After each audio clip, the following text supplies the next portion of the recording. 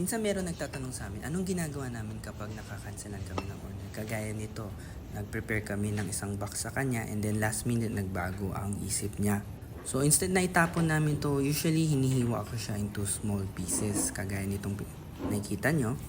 And then binibenta ko na lang siya ng by piece na maliliit para mas mabenta naman namin siya. O na cheaper price na siya, of course. Sayang din kasi kung itatapon natin kasi pwede pa naman to ibenta. And then, contrary to popular belief, kapag naka-chiller naman siya, ay tumatagal ang shelf life nito mga to.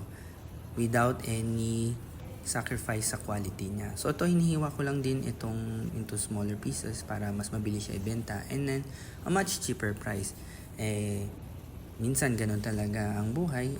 Ito in-order sa amin to para daw sa birthday ng kanyang anak. And then yung araw na i-deliver na namin siya, pagdating namin dun sa location, sabi ng buyer ay nagbago na isip niya at nakabili na daw siya sa iba.